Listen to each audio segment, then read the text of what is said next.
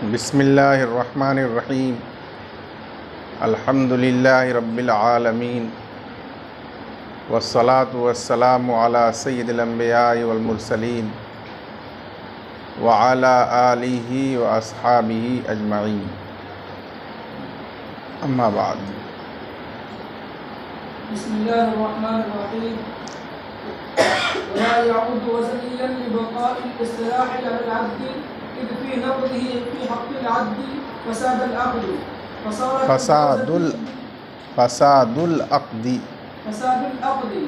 फसारत अल जौज़ति bill जौज़तैनि बिख़िलाफ़ अन नक़ूद लिअन्नहा लिथमनिय्यति ख़िलक़तन व बिख़िलाफ़ मा इज़ा काना बिग़ैरि अअयानिहिमा लिअन्नहु क़ालिबुन बिल क़ाली व क़द नुहिया अन्हु व बिख़िलाफ़ मा इज़ा काना अहदुहुमा बिग़ैरि ऐनिही लिअन्न अल जिन्स बिइन्फ़िरादिही युहर्रिमुन नसाअ।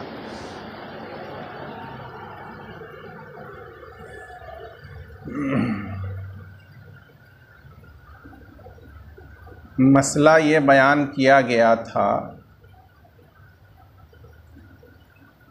कि एक पैसे को 2 पैसों के एवज़ में बेचना, जबकि दोनों जानिब पैसे मुअय्यन हों, तो शेखैन के नज़दीक जायज़ है और इमाम मुहम्मद रहमतुल्लाह अलैह के नज़दीक नाजायज़ है। ये मसला इख्तिलाफ़ और दलाइल के साथ बयान किया गया था। अब इसी मसले में एक सवाल पैदा होता है, साहिब हिदाया ने उसी का जवाब दिया। शेखैन के मसलक पर ये सवाल पैदा होता है कि जब मुताक़िदैन की इस्तिलाह और इत्तेफाक की वजह से पैसों की समनियत ख़त्म हो गई और वो अपनी असल की तरफ लौट आए, मसलन अगर वो पीतल के पैसे थे तो अब वो पीतल का एक टुकड़ा हो गए। इसी तरह अगर वो लोहे के पैसे थे तो अब वो लोहे का एक टुकड़ा हो गया, समनियत उसकी ख़त्म हो गई। तो जब ये लोहे का एक टुकड़ा हो गया या पीतल का एक टुकड़ा हो गया, तो ये लोहा और पीतल तो असल में मौजून है, जैसा कि आप पीछे पढ़ चुके हैं कि लोहा मौजून शय है, इसी तरह पीतल भी मौजून शय है। तो अब इस सूरत में क़द्र माल जिन्स मुतहक़्क़क़ हो गया, क्योंकि लोहा मौजून है, पीतल मौजून है और यहाँ लोहे या पीतल के टुकड़ों को बेचा गया है उसी जिन्स के एवज़ पैसों से, यानी टुकड़ों से। तो मौजून दोनों एवज़ है और हम जिन्स भी दोनों एवज़ है। तो क़द्र माल जिन्स की इल्लत अब मुतहक़्क़क़ हो गई, और जब क़द्र माल जिन्स की इल्लत मुतहक़्क़क़ हो गई तो कमी बेशी के साथ एक टुकड़े को 2 टुकड़ों के एवज़ में बेचना ये जायज़ नहीं होगा, क्योंकि वज़न के एतबार से दोनों में बराबरी मुतहक़्क़क़ नहीं की गई।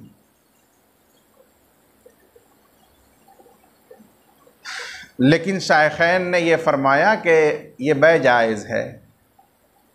तो शेखैन के मसलक पर ये एतराज़ और सवाल होगा के क़यास के मुताबिक तो ये बै आप हज़रात के नज़दीक भी नाजायज़ ही होना चाहिए, फिर आप हज़रात ने इसको जायज़ कैसे करार दिया, ये सवाल हुआ। तो साहिब हिदाया ने उसका जवाब दिया। जवाब का हासिल ये है कि पैसों के बारे में दो बातों पर इत्तेफाक और इस्तिलाह कायम हुई थी। एक तो उनके समन होने पर और दूसरे उनके मादूद होने पर, कि अब ये मौजून नहीं बल्कि मादूद हैं, गिनती और शुमार से इनका लेन देन और ख़रीद व फ़रोख्त होगा। इन दो बातों पर पैसों में इस्तिलाह और इत्तेफाक होता है। जब उन्होंने इन पैसों को बाहम एक दूसरे के एवज़ कमी ज़्यादती के साथ बेचने का इरादा किया मुतअय्यन करके, तो इससे मालूम हो गया कि इन मुताक़िदैन ने समनीयत के इब्ताल पर इत्तेफाक कर लिया कि अब इनके नज़दीक वो समन नहीं बल्कि पीतल या लोहे का टुकड़ा है।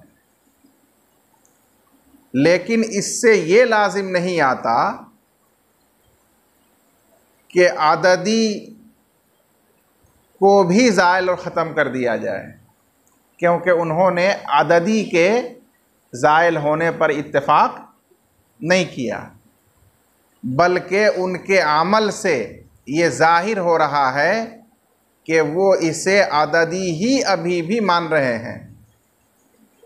इसीलिए तो वो एक को दो के एवज़ बेच रहे हैं। अगर वो इसे आददी नहीं मानते तो एक को दो के एवज़ नहीं बेचते, क्योंकि हर बेचने वाला जायज़ और सही तरीक़ा ही इख्तियार करना चाहता है। तो उनके इस फ़ेल से ये इशारा हो रहा है, ये मालूम हो रहा है कि उन्होंने अददी होने को ख़त्म नहीं किया है, बल्कि सिर्फ़ समनीयत को ख़त्म किया है। उनके अददी होने पर अभी भी उनका इस्तिलाह और इत्तेफाक कायम है, बाक़ी है। लिहाजा जब वो अददी है तो फिर क़द्र की इल्लत नहीं पाई गई। इस वजह से एक को दो के एवज़ बेचना जायज़ होगा। जैसे अखरोट, जब एक अखरोट को दो अखरोट के एवज़ में बेचा जाए तो ये बेचना बिल इत्तिफाक जायज़ है, क्योंकि ये अखरोट मादूद चीज़ है, अददी चीज़ है। तो उसी तरीक़े से एक पैसा दो पैसे के एवज़ जब बेचा जाएगा तो मादूद चीज़ को बेचा गया एक मादूद चीज़ को बेचा गया दो मादूद चीज़ के एवज़ में। लिहाजा यहाँ रेबल फ़ज़ल की इल्लत मुतहक़्क़क़ न होने की वजह से ये बै जायज़ हो जाएगी। यही शेखैन का मसलक है कि ये बै जायज़ है। वला यऊदु वज़नियन, यहाँ ला यऊदु ला यसीरु के माना में है, और उसकी हुआ ज़मीर का मर्जे है फलस, और वो पैसा जिसको मुअय्यन करके बेचा गया वो वज़नी नहीं होगा, यानी मौजून शुमार नहीं होगा, बावजूदे के उसकी जो असल है पीतल या तांबा या लोहा वो मौजून है, लेकिन ये मौजून नहीं होगा, बल्कि क्या बाकी रहेगा, मादूद ही बाकी रहेगा। जैसे समन होने की हालत में वो मादूद था, अब भी वो मादूद ही रहेगा। ले बक़ाइल इस्तिलाही अलल अद, मादूद होने पर इस्तिलाह बाकी रहने की वजह से, इज़ फ़ी नक़ज़िही फ़ी हक़्क़िल अद्दी फ़सादुल अक़दी, क्योंकि उस इस्तिलाह को तोड़ने में मादूद होने के हक़ में अक़्द का फ़साद है। कि अगर उसके मादूद होने में इस्तिलाह को तोड़ दिया जाए, जैसे समनियत में तोड़ दिया गया, और उसको मौजून मान लिया जाए, तो फिर ये बै जायज़ नहीं होगी रिबा की वजह से। हालांकि मुताक़िदैन ने जवाज़े बै का इरादा किया है, इसलिए उनके अक़्द को जवाज़ और सेहत पर महमूल करते हुए मादूद ही माना जाएगा, और मादूद होने के हक़ में उनकी इस्तिलाह को तोड़ा नहीं जाएगा। ये मतलब फसार कल जौज़ती बिल जौज़तैन, बस ये बै एक पैसे की दो पैसों के एवज़, जबकि दोनों मुअय्यन हों, मुअय्यन पैसे की मुअय्यन पैसों के एवज़ ये बै हो गई एक अखरोट के दो अखरोट के एवज़ बै की तरह, वो जायज़ है बिल इज्मा। तो इसलिए ये भी सूरत बिल शेखैन के नज़दीक जायज़ है। बेखिलाफ़िन नुकूद, हज़रत इमाम मोहम्मद रहमतुल्लाह अलैह ने क़यास फरमाया था बैउद दिरहम बिद दिरहमैन पर, कि वो बिल इज्मा नाजायज़ है। तो उसी तरह बैउल फलस बिल फलसैन भी नाजायज़ होगी। तो उसका जवाब दिया बरखिलाफ़ सोने और चांदी के नुकूद के, यानी दराहिम और दनानीर के, अगर उनको बेजिंसी ही बेचा जाए तो कमी बेशी के साथ बै जायज़ नहीं होगी। क्यों नहीं होगी? लिअन्नहा लिस्समनियति खिलक़तन, इसलिए कि ये सोने चांदी के नुकूद समनियत के लिए हैं पैदाइशी तौर पर, लिहाजा सामान की तरह उनको मुतय्यन करके भी बेचा जाएगा तो भी वो मुतय्यन नहीं होंगे।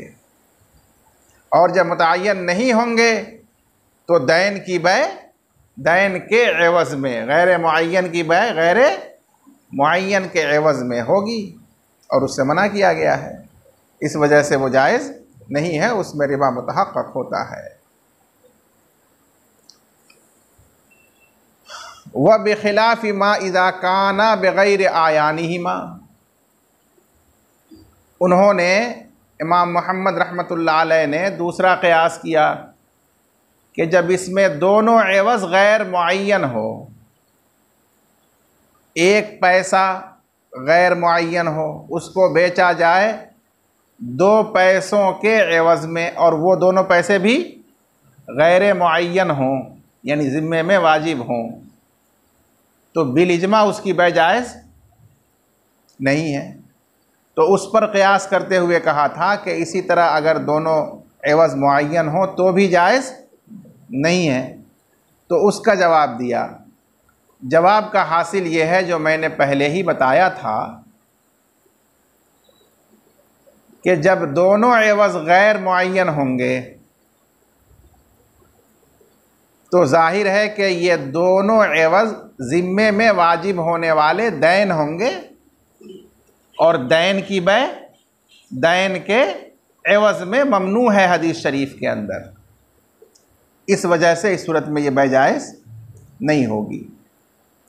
और बरखिलाफ़ उस सूरत के जबकि दोनों एवज़ गैर मुअय्यन हों, यानी दैन के तौर पर ज़िम्मे में वाजिब हों, तो बिल इज्मा वो नाजायज़ है। क्यों?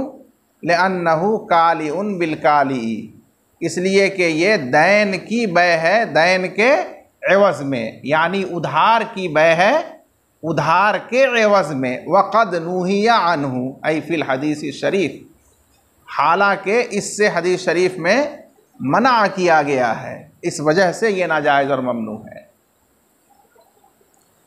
हमने आपको ये बताया था कि इस मसले की 4 सूरतें हैं, जिनमें से 2 सूरतें तो आपके सामने बयान की जा चुकी कि दोनों ही एवज़ मुअय्यन हों और मुअय्यन पैसे को 2 मुअय्यन पैसों के एवज़ बेचा जाए, तो ये इख्तिलाफ़ी है। शेखैन के नज़दीक ये जायज़ है, इमाम मोहम्मद रहमतुल्लाह अलैह के नज़दीक नाजायज़ है। मतन में यही मसला बयान किया गया और उसी के दलाइल ज़िक्र किए गए। और दूसरी सूरत कि दोनों ही एवज़ गैर मुअय्यन हों। एक पैसा जो है वो भी गैर मुअय्यन हो, यानी उधार हो, ज़िम्मे में वाजिब हो, और दो पैसे जो उसके मुकाबिल हैं वो भी गैर मुअय्यन हो, यानी ज़िम्मे में वाजिब हो, उधार हो। तो ये बिलिज्मा नाजायज़ है, क्योंकि ये बैउल काली बिल काली है। बाकी दो सूरतें जो रह गई हैं अब उनका वक्त आ गया। वो ये कि एक पैसा जो है वो मुअय्यन हो, खारिज में इशारे के ज़रिए उसको मुअय्यन किया गया, और उसके मुकाबिल में जो दो पैसे हैं वो गैर मुअय्यन हो, यानी ज़िम्मे में वाजिब हों, उधार हों। ये तीसरी सूरत। और चौथी सूरत ठीक इसके बरअक्स कि वो दो पैसे तो मुअय्यन हों खारिज में इशारे के ज़रिए, और उसके मुकाबिल एक पैसा जो हो वो उधार हो, गैर मुअय्यन हो। तो ये दोनों सूरतें भी बिल इज्मा नाजायज़ हैं। क्यों नाजायज़ हैं उसकी वजह बयान की कि जो मुअय्यन है वो नक़द है, सामने हाजिर है, मौजूद है, और जो गैर मुअय्यन है एवज़ तो वो ज़िम्मे में वाजिब है, यानी उधार है। और यहाँ जिनसियत दोनों एवज़ में बिल इत्तिफ़ाक़ मौजूद है, क्योंकि ये पैसा पीतल का है तो उसके मुकाबिल पैसे भी पीतल के हैं, यही फ़र्ज़ किया गया। ये लोहे का पैसा है तो मुकाबिल भी लोहे का पैसा है, ये कागज़ का नोट है तो मुकाबिल भी कागज़ का नोट है। तो जिनसियत तो एवज़ैन में मौजूद है। और ये आप पीछे पढ़ चुके हैं कि अगर तन्हा जिनसियत भी मौजूद हो तो एक एवज़ का नक़द और दूसरे एवज़ का उधार होना रिबन नसिया की वजह से नाजायज़ है। तो इस वजह से अब ये दोनों सूरतें भी नाजायज़ हैं, शेखैन के नज़दीक भी और इमाम मोहम्मद के नज़दीक तो नाजायज़ हैं ही। इसको फरमाया व बेखिलाफ़ मा इज़ा कान अहदुहुमा बग़ैर ऐनिही, और बरखिलाफ़ उस सूरत के जबकि उन दोनों एवज़ में से एक गैर मुअय्यन हो, यानी ज़िम्मे में वाजिब हो, उधार। खा वो एक पैसा गैर मुअय्यन हो, दो पैसे मुअय्यन हो, या दो पैसे गैर मुअय्यन हो और एक पैसा मुअय्यन हो, तो वो बै भी नाजायज़ है शेखैन के नज़दीक और इमाम मोहम्मद के नज़दीक भी बिलिज्मा। लिअन्नल जिन्स बिइन्फ़िरादिही युहर्रिमुन नसअ, इसलिए कि वहदत जिन्स तन्हा रिबन नसिया को हराम कर देती है। और यहाँ वहदत जिन्स मौजूद है, दोनों एवज़ एक जिन्स की है। लोहे का है तो दोनों लोहे का, पीतल का है तो दोनों पैसा पीतल का, एक ही जिन्स फ़र्ज़ किया गया। तो इसकी वजह से एक उधार और एक नक़द वाली सूरत बै की नाजायज़ है, जिसको रिबन नसिया कहते हैं। यही मतलब है, इसलिए कि जिनसियत तन्हा नसिया को हराम कर देती है। जी। और वला यजूज़ बयउल हिंतति बिद्दक़ीक़ि वला बिस्सवीक़ि लिअन्न अल-मुजानसत बाक़ियतुन मिन वजहिन लिअन्नहुमा मिन अज्ज़ाइल हिंतति वल मिअयार फ़ीहिमा अल-कैल लिअन्न अल-कैल लाकिन्नल कैल गैर मुसव्विन बैनहुमा व बैन अल-हिंतति लिइत्तिनाज़िहिमा फ़ीहि व तफ़र्रुक़ हब्बात अल-हिंतति फला यजूज़ व इन कान कैलन बिकैलिन। बस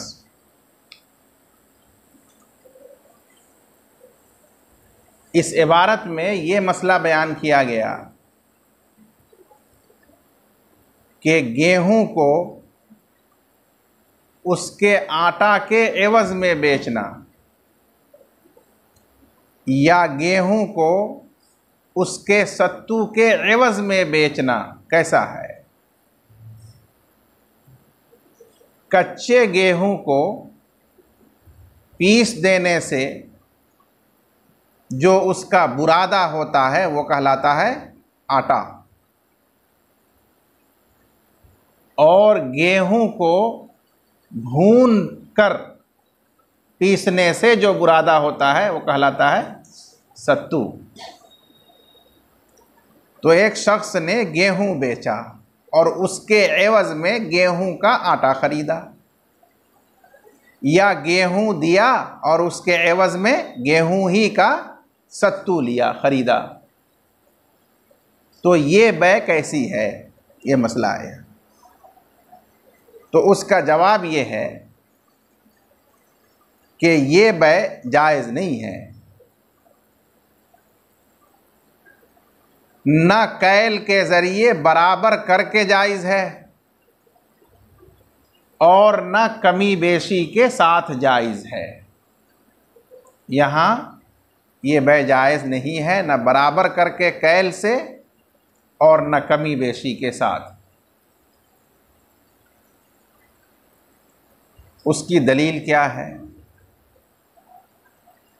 दलील समझने से पहले आप एक तमहीदी बात ज़हन-नशीं रखिए। वो तमहीदी बात यह है कि गेहूं के अज्जा कुदरती तौर पर मुजतमे हों,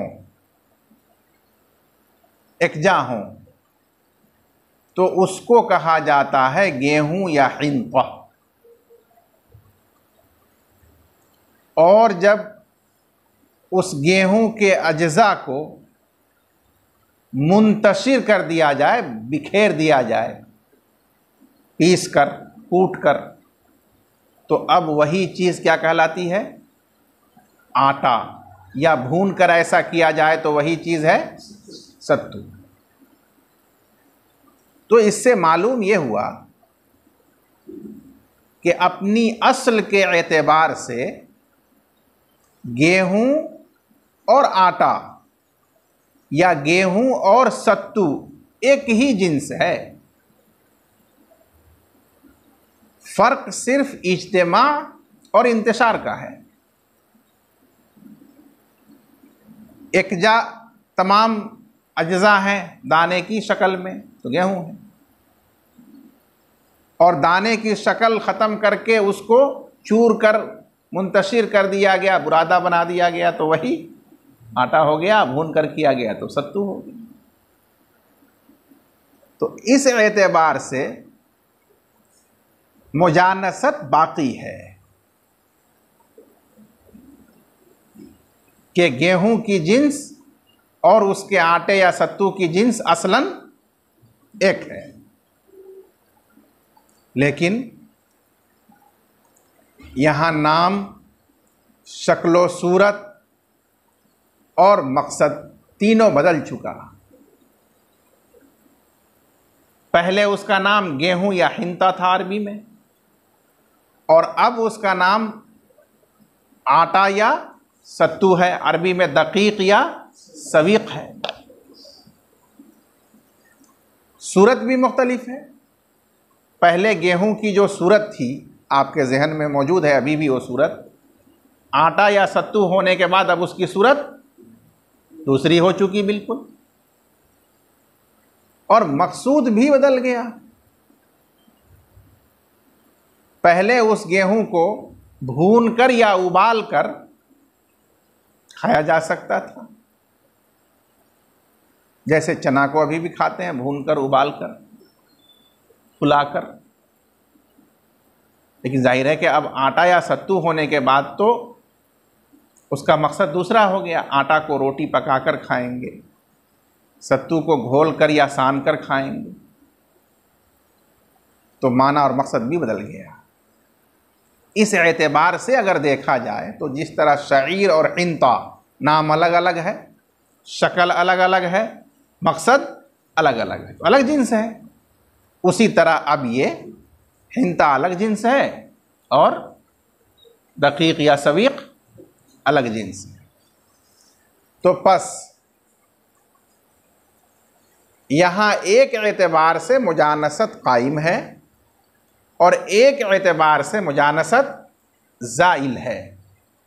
बस मुजानसत के सिलसिले में शक वाक़े हो गया मिन वजहिन कायम है, मिन वजहिन ज़ाइल है, तो बस उसके बारे में शक हो गया।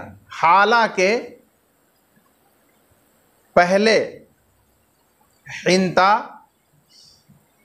और दकीक या सवीक में असल के एतबार से मुजानसत बिल यकीन मुतहक्क़क़ थी, क्योंकि जो गेहूं है ये आटे और सत्तू की असल भी गेहूं है, तो इस हालत में तब्दील होने से कबल वो भी गेहूं था और ये भी गेहूं, तो मुजानसत बिल यकीन मुतहक्क़क़ थी। लेकिन अब ये हालत तब्दील होने के बाद शक हो रहा है कि मुजानसत है या नहीं। और आप उसूल फ़िक़्ह जानते हैं कि यकीन शक से ज़ायल नहीं होता है, इसलिए यहाँ हुक्मन मुजानसत को बाकी ही तस्लीम किया जाएगा। अलगरस, जब इस तमहीद के बाद आप समझ गए कि एहतियातन हुक्मन यहाँ मुजानसत मौजूद है, तो अब एक जिन्स को उसी जिन्स के एवज़ बेचा जाए और वो मकील या मौजून हो, तो वहाँ जवाज़ की सूरत क्या है? बराबरी। और चूँकि ये मकील है तो बराबरी कैल से होगी। अब हम इस पर जब गौर करते हैं तो ये पाते हैं कि कैल से बराबरी करना मुमकिन यहाँ नहीं है, इसलिए कि कैल में जब आप सत्तू या आटे को डालेंगे तो वो उसमें ठोस गठा हुआ भर जाएगा दबाने से, तो ज़्यादा उसमें समाएगा। लेकिन जब आप गेहूं को उसमें डालेंगे उसी कैल में, तो गेहूं के दानों के दरमियान में गैप और खला होगा और उस तरह से ठोस दब दब कर सट सट कर नहीं दाखिल होगा जिस तरीके से आटा और सत्तू दाखिल हुआ था। इस वजह से कैल के ज़रिए बराबरी नहीं हो सकेगी, कमी बेशी का शुबहा मौजूद रहेगा। और जिस तरीके से हकीकतन कमी बेशी नाजायज़ है, उसी तरह से उसका शुबहा भी नाजायज़ है, जवाज़ से माने है। इस वजह से ये कैल से बराबर करके बेचने पर भी शुबहा की वजह से नाजायज़ होगा। और अगर कमी बेशी के साथ बाकायदा बेचा गया तब तो बदरजा औला नाजायज़ होगा ही। इसीलिए फरमाया कि इसको बराबर करके कैल से भी नहीं बेच सकते और कमी बेशी के साथ भी नहीं बेच सकते। अल्लामा क़ुदूरी रहमतुल्लाह अलैह ने फरमाया, वला यजूज़ु बैउल हिंतति बिद्दक़ीक़ी वला बिस्सवीक़ी, यानी ला मुतसावियन कैलन वला मुतफाज़िलन मुतलक़न, जायज़ नहीं है गेहूं को बेचना उसके आटे से या उसके सत्तू से। दकीक के बाद मिन्हा महजूफ है, क्योंकि यहाँ मुराद गेहूं का आटा या गेहूं का सत्तू है, ताकि जिनसियत कायम रहे, मुतहक्कक रहे। लिअन्नल मुजानसत बाक़ियतुम मिन वजहिन, इसलिए कि एवज़ैन में मुजानसत मिन वजहिन बाक़ी है। इसका मफ़हूम मुखालिफ क्या होगा कि मिन वजहिन ज़ाइल भी है, लेकिन इस एहतिमाल और शक की वजह से पहले से जो बिल यकीन मुजानसत कायम है वो ज़ाइल नहीं होगी, इसलिए मुजानसत को मोतबर माना जाएगा, बाक़ी माना जाएगा। मिन वजहिन मुजानसत क्यों बाक़ी है उसकी दलील दिया, लिअन्नहुमा मिन अज्ज़ाइल हिंतह, इसलिए कि ये दोनों आटा और सत्तू गेहूं के अज्ज़ा हैं। वही अज्ज़ा मुंतशिर हो गए, चूरा हो गए तो आटा और सत्तू कहलाते हैं। वल मियार फ़ीहिमा अल कैल, और पैमाना इन दोनों में कैल है, नापना है। लाकिन अल कैल गैरु मुसव्विन बैनहुमा व बैनल हिंतती, लेकिन नापना इन दोनों और गेहूं के दरमियान बराबरी करने वाला नहीं है। लिक्तनाज़िहिमा फ़ीही, उन दोनों के मिल मिल कर भरने की वजह से फीही, उस कैल में, किन दोनों के, आटा और सत्तू के, व तखलखुल हब्बातिल हिंता, और गेहूं के दानों में खला मौजूद होने की वजह से, तखलखुल खला मौजूद होना, फला यजूज़, इसलिए ये बै जायज़ नहीं होगी, क्योंकि बराबरी की जो शर्त है मुसावात वो मुमकिन नहीं है। व इनकान कैलन बेकैलिन, अगरचे कैलन बेकैलिन हो, यानी मकील को मकील के एवज़ में नाप कर बराबर बेचा गया हो, फिर भी जायज़ नहीं होगी शुबहतुर रिबा की वजह से। और अगर हकीकतुल फ़ज़ल के साथ बेचा गया तब तो सुभान अल्लाह बदरजे औला जायज़ नहीं होगी, क्योंकि हमने मुजानसत को कायम माना है। जी,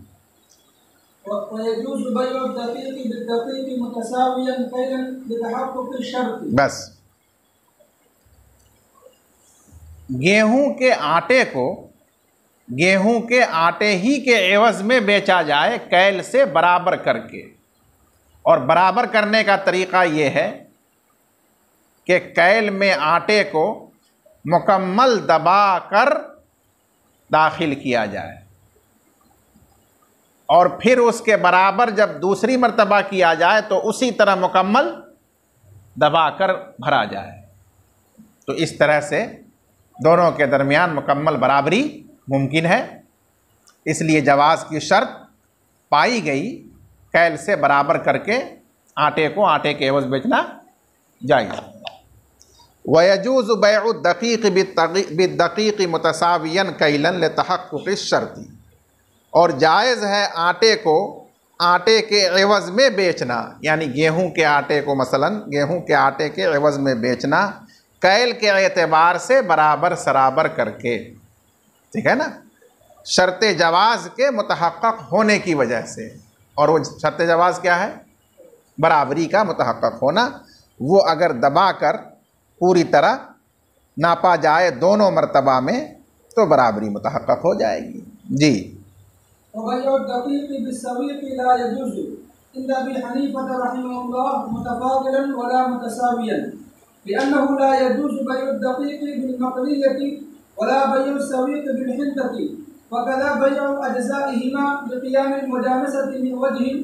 वइंदहुमा यजूज़ु लिअन्नहुमा जिन्सान मुख्तलिफान लिइख्तिलाफ अल-मक़सूद कुल्ला मुआक़ब अल-मक़सूद हुवा तग़ज़्ज़ा यशमलुहुमा वला युबाली बिफ़वाति बाद कल-मक़लियति मा ग़ैर अल-मक़लियति वल-आलिक़तु बिल-मुसव्विसति वल-आलिक़ति बिल-मुसव्वसति जी। इस इबारत में ये मसला बयान किया गया कि गेहूं के आटे को गेहूं के सत्तू के एवज़ में बेचना कैसा है। यानी एक जानिब गेहूं का आटा है, कच्चे गेहूं को पीस करके जो आटा बनाया गया है वो है, और उसके मुकाबिल दूसरी जानिब भुने हुए गेहूं को पीस कर जो सत्तू बनाया गया वो है। अब कोई साहब आटा देकर और उसके बदले में सत्तू को हासिल कर रहे हैं, ख़रीद रहे हैं, तो ये बै कैसी है? इसके बारे में हमारे अहनाफ के दरमियान इख्तिलाफ हुआ है। हज़रत इमाम अबू हनीफ़ा रहमतुल्लाह अलैह के नज़दीक ये बै जायज़ नहीं है, न कैल से बराबर सराबर करके और न कमी बेशी के साथ, मुतलक़न जायज़ नहीं। और साहिबैन के नज़दीक कैल से बराबर सराबर करके भी जायज़ है, और कमी बेशी के साथ अगर बै हो तो भी जायज़ है। मुतलक़न उनके नज़दीक जायज़ है। दलील क्या है इसकी? साहिबैन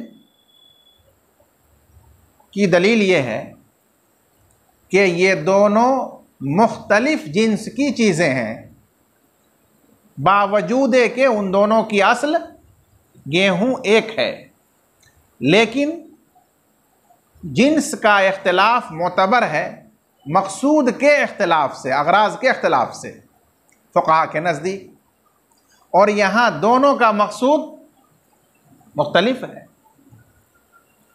आटे का मकसूद है रोटी पकाना और खाना, और सत्तू का मकसूद है उसको घोल कर पीना या सान कर खाना। इसलिए ये दोनों मुख्तलिफुल जिन्स है, लिहाजा रिबा की इल्लत कद्र माल जिन्स नहीं पाई। जब नहीं पाई गई तो तफाजुल जायज़ है, कमी बेशी के साथ भी बेच सकते हैं, और जब कमी बेशी के साथ बेच सकते हैं तो बराबर सराबर बदर्जे औला बेच सकते हैं, कोई हरज नहीं। ये साहिबैन का मसला। हज़रत इमाम अबू हनीफ़ा रहमतुल्लाह अलैह का मसलक यह है कि जायज़ नहीं है। हज़रत ने इसको क़ियास किया है इन दोनों की अस्ल पर कि अगर कोई आदमी बग़ैर भुने हुए गेहूं को, कच्चे गेहूं को भुने हुए गेहूं के एवज़ में बेचे, जैसे एक आदमी के पास कच्चा गेहूं है और वो उसे देकर चाहता है कि भुना हुआ, रेत में बालू में भुना हुआ गेहूं का भूजा खरीद ले कैल से बराबर सराबर करके, तो बिल इत्तेफाक ये जायज़ नहीं है। क्यों जायज़ नहीं है? इसलिए कि जो कच्चा ठोस गेहूं है वो कैल में ज़्यादा आएगा, और जो भुना हुआ है रेत में बालू में वो तो फूल गया है, इसलिए वो कैल में कम आएगा। तो इससे शुबहतुर रिबा पैदा होगा, बराबरी नहीं होगी, कमी ज़्यादती का शुबा होगा, इसलिए वो जायज़ नहीं है। अच्छा, दूसरा मसला लीजिए कि अगर किसी आदमी ने आटा बेचा भुने हुए गेहूं के एवज़ में, एक आदमी के पास गेहूं का आटा है, वो आटा कैल करके दे दिया और उसी कैल के बराबर भुना हुआ गेहूं खरीद लिया, बिल इत्तेफाक नाजायज़ है। तो इमाम साहब फरमाते हैं कि भुना हुआ जो गेहूं है उसी का तो पिसान सत्तू हो जाएगा। जब आटे को सत्तू की असल के एवज़ में कैल करके नहीं बेच सकते तो उसके पिसान सत्तू के एवज़ में भी कैल करके नहीं बेच सकते, असल पर क़यास कर। इसी तरह से तीसरा मसला, एक आदमी के पास सत्तू था,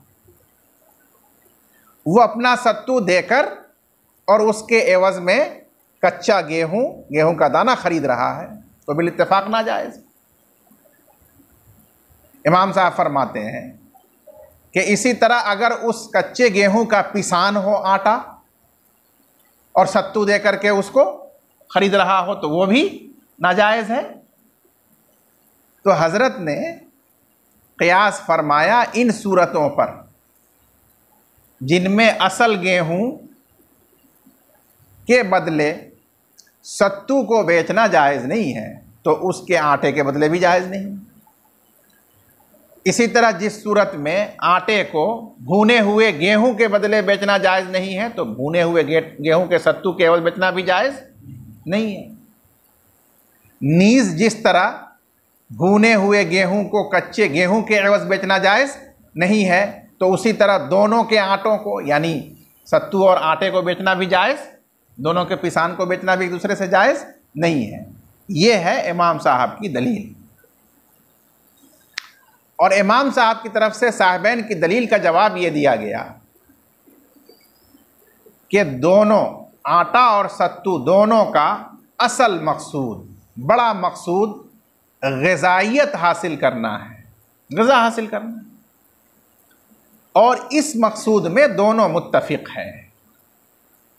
आटा हो उससे भी ग़िज़ाइयत हासिल होती है रोटी पकाकर खाने से, और सत्तू को पीने या सान कर खाने से भी ग़िज़ाइयत हासिल होती है।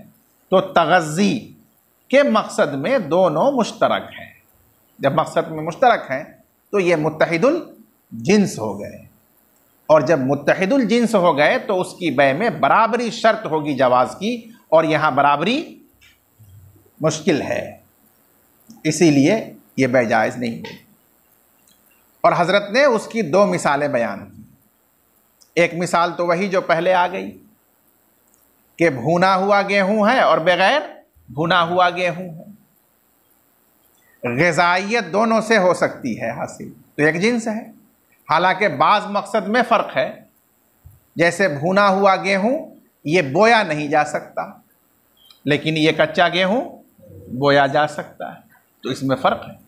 लेकिन नफ्से ग़िज़ा में बराबर है दोनों, तो बाज़ वजूह में फ़र्क का एतबार नहीं होता।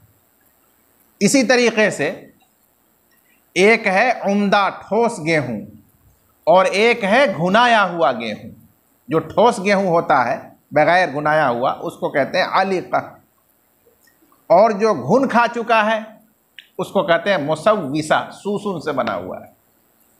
सूस के माने कीड़ा के आते हैं जो दानों में लगता है, तो मुसव्विसा घुन वाला कीड़ा वाला दाना। तो इन दोनों में भी बाज़ लिहाज से फ़र्क है। वही फ़र्क है कि इस घुन वाले को हम बो नहीं सकते, तो ठोस है उसको बो सकते हैं, लेकिन ग़िज़ाइयत में बराबर है। तो असल मकसूद ग़िज़ाइयत को देखा जाएगा, लिहाजा ये एक जिन्स शुमार होगा और इसको बेचना कमी बेशी के साथ जायज़ नहीं होगा। ख्याल फरमाया आपने। तो उसी तरह यहाँ भी एक जिन्स ही शुमार होगा, अगरचे बाज़ लिहाज से कुछ फ़र्क हो। व बैउ दक़ीक़ी बिस्सवीक़ी ला यजूज़, और आटे को सत्तू के एवज़ बेचना जायज़ नहीं है इमाम अबू हनीफ़ा रहमतुल्लाह अलैह के नज़दीक, न कमी बेशी के साथ और न बराबर सराबर कैल के ज़रिए। लिअन्नहु ला यजूज़ु बैउ दक़ीक़ बिलमक़लियती, इसलिए कि आटे को बेचना भुने हुए गंदुम के एवज़ में जायज़ नहीं है, और सत्तू को बेचना कच्चे गंदुम के एवज़ में जायज़ नहीं है। फ़क़ज़ा बैउ अज्ज़ाइहिमा, तो इसी तरह इन दोनों के अज्ज़ा को बेचना, यानी भुने हुए गेहूं का अज्ज़ा क्या है? सत्तू। आटा को सत्तू के एवज़ बेचना, और कच्चे गेहूं का अज्ज़ा क्या है? आटा। तो सत्तू को आटा के एवज़ में बेचना भी जायज़ नहीं होगा। लिक़ियामिल मुजानसती मिन वजहिन, जिनसियत कायम होने की वजह से, और एहतियातन उसका एतबार किया गया है, जैसा कि पीछे गुजर चुका तफसील के साथ। व इंदहुमा यजूज़, और साहिबैन के नज़दीक ये बै जायज़ है, जैसे बेचे दोनों तरह जायज़ है, कमी बेशी के साथ भी और बराबर सराबर दर्जे औला। लिअन्नहुमा जिन्सानी मुख्तलिफ़ानी, इसलिए कि ये दोनों मुख्तलिफ़ जिन्स हैं। लिख्तिलाफ़िल मक़सूद, मक़सूद के मुख्तलिफ़ होने की वजह से।